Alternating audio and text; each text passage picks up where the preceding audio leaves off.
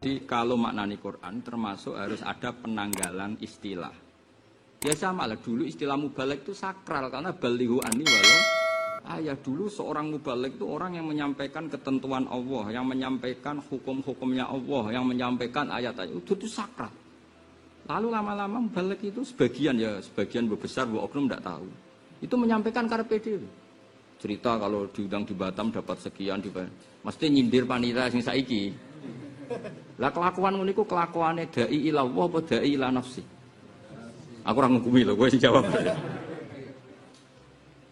Jadi kalau baleni malih. Jadi kalau maknani Quran termasuk harus ada penanggalan istilah. Ya sama lah, dulu istilah mubalek itu sakral karena balighu anni walau ayah. Dulu seorang mubalek itu orang yang menyampaikan ketentuan Allah, yang menyampaikan hukum-hukumnya Allah, yang menyampaikan ayat-ayat itu sakral. Lalu lama-lama mubalek itu sebagian besar oknum tidak tahu. Itu menyampaikan karpe dhewe. Cerita kalau diundang di Batam dapat sekian mesti nyindir panitia sing saiki. Lah kelakuan ngono iku kelakuane dai ila Allah apa dai ila nafsi? Aku ora ngukumi lho, kowe sing jawab. Itu zaman Said Abdul Haddad mun sering duka, kam min da'in yadai annahu da'a ila Allah tapi hakikate da'a ila nafsi karena yang dipikir hawa nafsu. Lah saiki setengah-tengah iki niru Mbah Mun, niru wong saleh-saleh. Saalime Mbah Mun nek mulang nganggo kitab. Paling ndak kaya kula ngeten iki kan kowe jek eling. Ini kitab karangannya Said Muhammad. Said Muhammad guru-gurunya putrane Mbah Mun. Jelas sanate jelas. Beliau juga memaklumatkan kalau ini Zubdatul Itqan, kesimpulan dari kitab Itqan yang ngarang Abbas saya. Said Muhammad Ja'fari ndak karangan saya, karangannya Abbas saya Said Abbas. Jadi dulu memang ini karangannya Said Abbas ketika masih Zubdatul Itqan. Terus era Said Muhammad dimodifikasi jadi Al-Qawaid Al-Asasiyah. Terus beliau cerita sanadnya. Di kitab ini beliau cerita sanadnya sampai Imam Suyuti. Imam Suyuti cerita sanadnya sampai Rasul. Kan jelas ini pendapat siapa, versi siapa. Kan jelas versi beliau. Tapi nak gue tanpa kitab, nggak mau. Wong mulangi Quran kok menurut saya itu piye jadi baik. Kowe apa ngaji Quran, apa ngaji menurut saya. Mungkin ya ora mikir, nek dua omong tok ini ora mikir. Sementara ya kula ngomong ngono. Bodho tersinggung ora karepmu, wis pokoke iki. Mbok lil haqqa walau kana murran ya ora ros, pokoke ngono aturane. Jogeman kena muni tafsir menurut. Nah, karena tadi paling enggak menurut Imam Suyuti dalam menafsiri ayat ini, menurut Imam siapa saja lah termasuk mufassir modern sekalipun asal beliau kredibel dipakai ulama kita pakai. Misalnya kayak Sya'rawi ya kita pakai karena guru-guru kita pakai. Sayyid Abbas tentu ya kita pakai, Sayyid Alawi, Mbah Mun. Kalau di Indonesia mungkin Hamka, Mbah Bisri Mustafa Al-Ibris, Kiai Misbah Al-Iqlil. Aku es kecelok wong alim, nanti saya biasa maca Al-Ibris, maca ya karena kita butuh sanad. Butuh apa? Dulu tafsir Al-Ibris itu ditulis di pondok sini loh, jangan kira. Karena dulu, sama tak ceritanya, kalau nggak tahu kerumunan, aku cerita, macam bakat kerumunan. Al-Ibris itu ditulis oleh Ki Bisri. Dulu kan kerjasama sampai Menara Kudus. Lah KTP rak mondok rene, so Mbah Nawawi Jogja. Mbah Nawawi Aryan ngajine teng mriki pas apa. Jadi di antara KTP Mbah Nawawi Jogja itu pas nulis pas beliau di teng mriki teng Damar.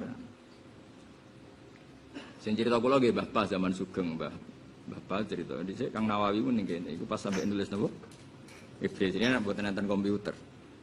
Terus di sini banyak termasuk pesolatan. Dulu Raden Asnawi nulis ya sebagian di sini. Di mulane kula niku diutus Mbah Pah ngaji teng mriki seneng. Riyen niku pondok mriki niku dienggo ngaji wong sepuh-sepuh. Kula dipaksa Mbah Pah. Ya ana hikmahe dipaksa. Cara sing meksa Hamdani Ali serang ra gelem. Urung meksa wis dosa. Lah wong kiai kok diatur sing ngatur ora ya dosa. Pokoke anggere gak luwih tuwa iku dosa. Mulane kula momno ning ndi anggere gak pernah tuwa aja ngundang aku. Ora oleh cara hukum adab ora oleh.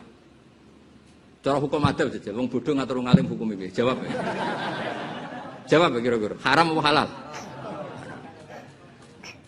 Jadi wis tak maklumat to, anggere gak pernah sepuh iku. Mula nek kadung diomongno iku nek ora kecewa. Nah iya kuwi usul adab. Wis pokoke keliru. Tapi sing ngutus bapak itu pernah mbah mbek kula. Jadi mau cerita, terus sanad itu harus dijaga. Napa sanad itu harus Ketika Ki Bisri iso maknani iblis iku sanate iku duwe guru sing sekaligus mertuane jenenge Mbah Khalil Harun. Itu ya pamane Mbah Zubair wae Mbah Mun. Intinya enggak lain dari sarang, mau manggone ning Rembang tapi hakikate tiyang napa? Sarang Mbah Khalil Harun. Lah Mbah Khalil Harun ngaji mbek kakake jenenge Umar Harun. Ngaji mbek keluarga sarang. Keluarga sarang hakikate ya ora sarang tapi Mekah. Mergo mbae Mbah Mun jenenge Ahmad Su'aib iku ngaji mbek Said Umar Sato, kakake Abi Bakar Sato. Jadi ilmu sing digawa hakikate ilmune Said Umar Sato. Said Umar Sato tentu punya sanad sampai Rasulullah. Lha iku jenenge keren, kredibel, orisinil.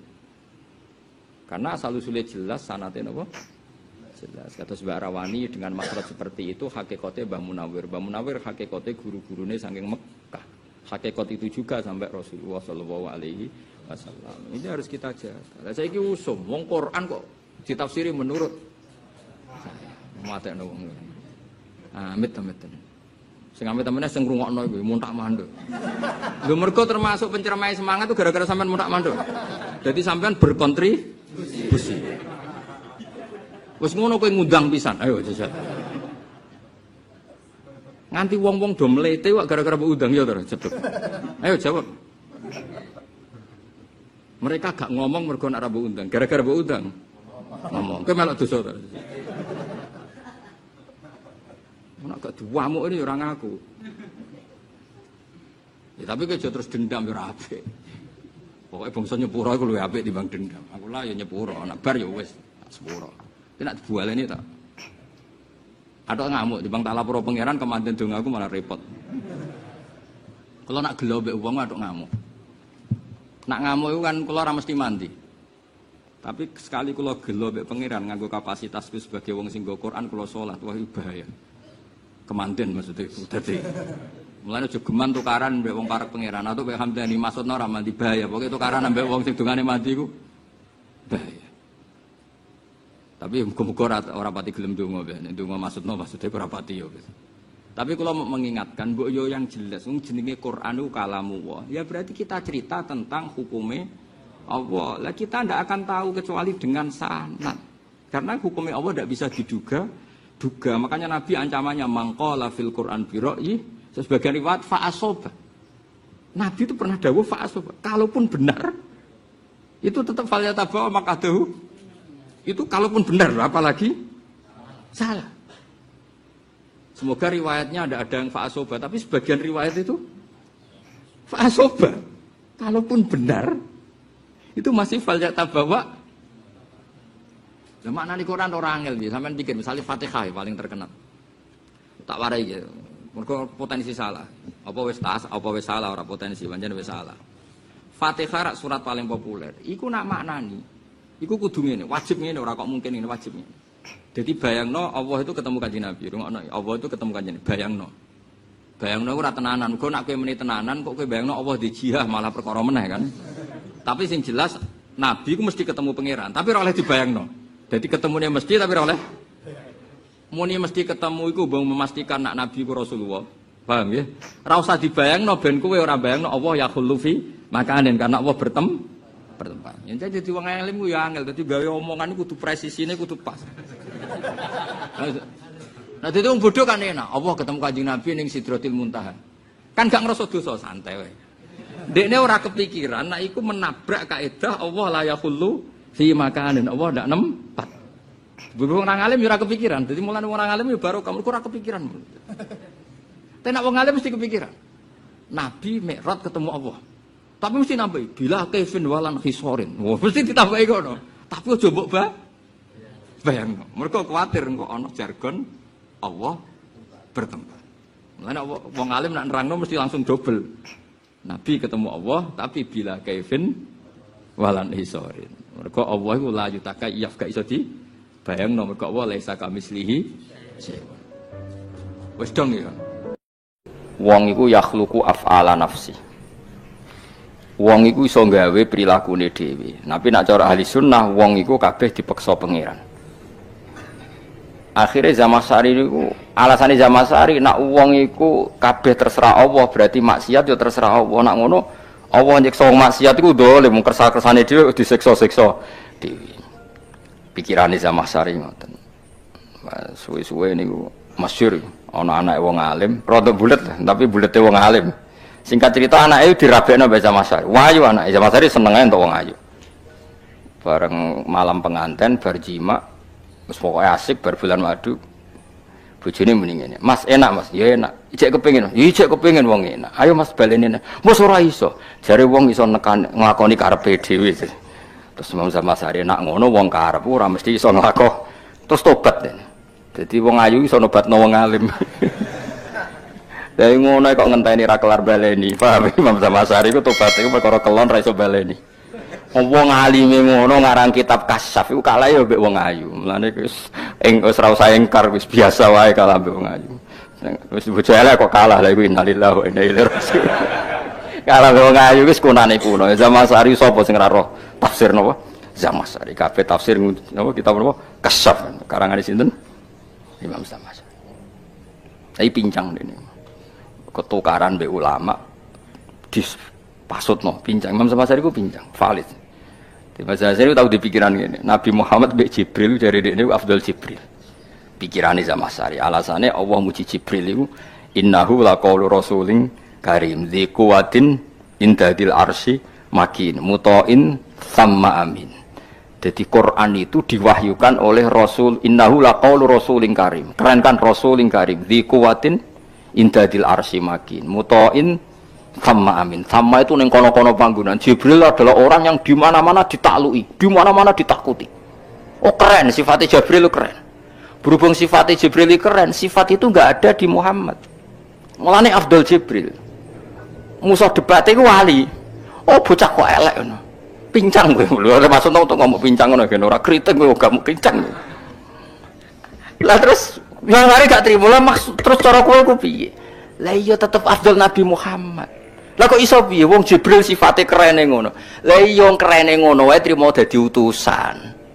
Mok kon ngurusi Nabi Muhammad. Saiki utusan mbek sing diurusi ku keren di. Meneng terus sinten? Jamasari. Lah iya Jibril kerene ngono iku trimo ku utusan. Ora maksud. Sing maksud itu Kanjeng Nabi. Lah iya mlane cara pikirane ahli sunnah iku justru Jibril disifati ngono nunjukno kerene Kanjeng Nabi wong utusane wae sing ngurusi wae panitiane lah gamane cara cangkem elek. Panitiane wis sekeren itu. Mane ngaji. Enggak ngaji yo terus kowe dadi koyo Jamasari. Tobaté ngenteni kelon ra iso baleni wae. Lha niku tenan teng kitab-kitab tobaté Jamasari ku bantah-bantahan niku ora mandi. Perkara dekne berkeyakinan annal abda yakhluqu af'alan apa nafsi. Kalae mergo kelon enak wong ayu. Bareng wis seneng Mas seneng. Kepengin malih ya kepengin. Ayo le Mas jare wong iso nentokno kepinginane. Ayo baleni nek ora iso ora kuat. Jare anggere wong iso nglakoni karepe wah asem jebule digambar terus wis akhire tobat den. Dadi ditobatno wong ayu. Ya alam taro lha jenenge apa? Alam taro, alam talam wong ben mikir. Dadi wa khuliqal insanu dhaifa. Kuwi iso iman nek sause napa?